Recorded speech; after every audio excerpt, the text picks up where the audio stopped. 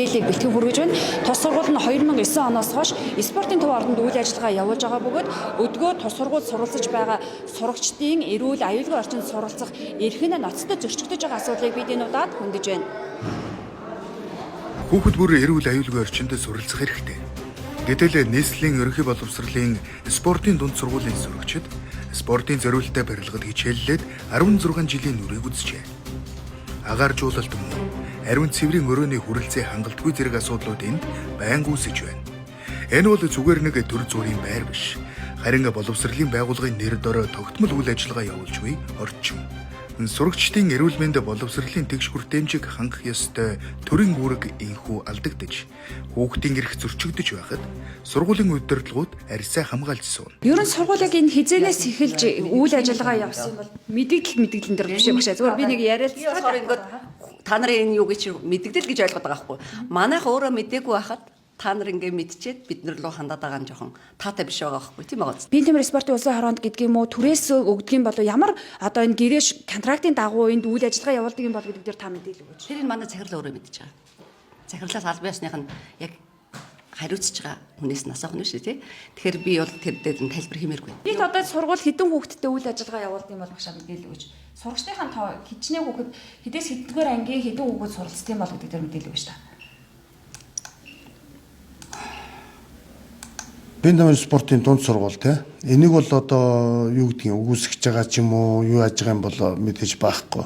Энэ бол Монголын спортын залгамж чалааг бэлддэг ийм байгууллага. Гэхдээ энэ байгууллага маань энд бол одоо үнэтэй болохгүй наа. Энэ спортын төв ордон дээр. Энд одоо өөр одоо газар байр хөлмөрийн гаргаж өгөөд тэндээ ингээд хийдэг бол илүү одоо сайн байна. Энэ одоо нэг талаар за тамирчдын үед нөгөө талаар ч гэсэн одоо ирээдүйг бэлтгэж байгаа энэ залгамж хойч үе ийм нөхцөл байдалтай ийм байр танхимд хичээлэх нь эргээд бас тэр хүүхдүүдийн сурч боловсрох эрхэнд бас ноцтой зөрчигдөж байгаа гэдэг зүйл харагдаж байна. Спортын бэлтгэл сургуультаас гадна одоо тэр ерөнхий боловсролынхоо хичээлүүд дээр нь ямар хөө байдгийг нь бол би сайн мэдэхгүй юм байна. Нэг 500 төгт байдаг гэж сонссон. За тэгээд их цагаа бол бэлтгэл сургуультантаа зарцуулж яадаг бах. За тэгээд өчигдрийн байнгын орооны хурал дээр зарим нэг дасгалжуулагчдын ерөнхий нарийн бичгүүдийн ярьж байгааг сонсоход бол ер нь бол ингээд ээшийн шалгалтанд орж байгаа төгсөгчд нь бол маш муу оноо авдаг, хүссэн сургуультай орж чаддаггүй гэсэн юмнууд л яригдж лээ. Тэгэхээр бол энд одоо яг энэ бол спортын байгууллага шүү дээ. Энэ спортын байгууллага дотор яг үндсэн хүүхдийн ерөнхий боловсролын сургуулийн сургалтыг одоо ингээд өгч чадна гэхэд бол бас эргэлзээтэй л баг. Ер нь бол энэ бол байх ёстой. Гэхдээ тусдаа маш одоо тийм нөхцөл боломжоор хангагдсан тийм орчинд энэ хүүхдүүд сурч боловсроод бэлтгэл сургалт хийж явах ёстой гэж харж байгаа. Одоо энэ спортын төв ордон маань хичнээн жил болсон байгаа үлээ тийм ээ. За хүүхдүүдийн одоо эрүүл аюулгүй орчинд сурч хөдөлмөрлөх гэдэг юмтай бол зөрчилж яадаг баг. Тэгээд эн чинь нэг жилдээ нэг урсгал засвар гэж ордог. Тэр нь тэгээд энэ хүүхдүүд бол ер нь тэрийг бол тэгээд ер нь бол дорн л ер нь засваргүй юм шиг л болгочдөг. Ер нь бол тэгэл одоо жижигхэн асуудлууд те. Гоё сургуультай болвол мэдээж гоё. Гэхдээ одоогийн сургуулаа муухай, орчин нөхцөл муу гэд үннийг нь хэлчихвэл багшээс сургуулийн удирдлагууд уурлан шүү дээ хэмээн ярилцлага өгөхийг зөвшөөрөөгүй хүүхдүүдийн хэлэх үг зүрх зүсэн. Монголын нэрийг дэлхийд зурайтуулах сурагчдын сурж боловсрч байгаа орчин үнэн төрх нь энэ. Одоо энэ сургууль байгаа юу чинь одоо буудлын лесэн гэж үзээд байгаа шүү дээ тий. Тэнгүү тэр нэг тамирчдын ингээд амрах боломжтой ашиглаж болох байрыг л тэр сургууль авчаад байгаа байхгүй юу? Алтны хүмүүстэй бол уулз санал бодлоо бас хэлсэн байгаа. Үүн дээр бол яг хоо спортын төв дээр ерөнхий боловсролын спортын төрөлцсөн сургуулиас байрлаж хичээл тагмаа орж үйл ажиллагаа явуулдаг. Энэ нь бол яг хоо яг тамирч энэ 10 жилийн хүүхдүүдийн яг сурах орчин мөн үү? Тэ стандартын шаардлага хангасан газар мөн үү гэдэг юмн дээр бол бид нар бол бас жоо эргэлзээтэй. Тэр нь манай ихэнх шигшээ багууд спортын төв ордон дээр одоо төвлөрж бэлтгэл сургуультаа бол хангадаг. Тэгээ манай шгшээ багийн ихэнх одоо заалууд те бүгд спортын төв ордон дотор байдаг.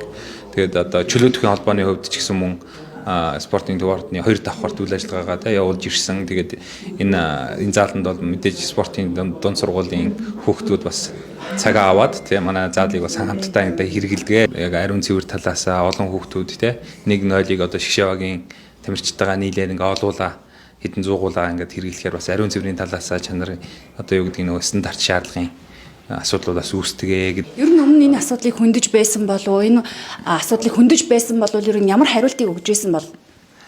Яг хуу өмнөх энэ талаар асуудлууд миний хувьд бол яг сонсч ирсэн. Энэ асуудал хөндөгдөж исэн гээд хэд удаагийн оролдлого болж исэн юм шиг байгаа. Тэгээд тухайн үед одоо сургуулийн зүгээс удирдлагууд нь бас эсэргүүцэл гаргадаг ч юм уу тийм ээ. Ямар нэгэн байдлаар асуудал шийдэгдэхгүйгээр явсаар байгаа л үдий хүрсэн гэж ойлгож байгаа. Байнгын орны даргын зүгээс бол биднэрт энэ одоо байр сав нь нэгдүгээрт яг хүүхдийн нөгөө нэг боловсрал эзэмшихэд чиглэсэн одоо зориултын байгууламж мөн байна уу гэдгийг одоо өөрөө шалгаж үзнэ гэсэн. Тэгээд яг тэр нөгөө нэг хүүхдэд ээлтэй аюулгүй тийм орчин энэ дотор байгаа юу үгүй юу гэдгийг бас мөн давхар шалгаж одоо үзье гэж байгаа. Нэгдүгээрт нь тэр, хоёрт нь мэдээж бид бүгдийн хүсэл бол нөгөө бэлтгэл сургуультаа хийх таатай орчингэл бид нар Шгшээвагийнхаа тамирчдад одоо гаргаж өгөөч гэсэн хүсэлт байгаа. Тэгэхээр энийг бас мэдээж бий болохын тулд бид нар юу хийх ёстой вэ гэдгийг талаас нь бас судалж холбогдох хүмүүстэй нуулзаж ингэж ажил хэрэг болгоно л гэсэн ийм хариу өгсөн байгаа даагаар. 500 гаруй сурагч 60 гаруй багш ажилтнтай энэ сургуулийг шинэ байртай болгохоор хан уул дүүргийн 10 дугаар хороонд 2 га газар зураг төсөлнч бэлэн болсон ч санхүүжилт байхгүй шалтгаанаар шинэ сургуулийн сураг алдарсан байна. Гэтэл анхан Наранбаатарын хаан үед спортын төв ордны баруун жигүүрд тухалсан Зоригтбаатар захирал асуудлыг шийдэхээс илүүтэйгээр албан тушаалд налайж сунуугийн хардлагыг ч төрүүлж байна.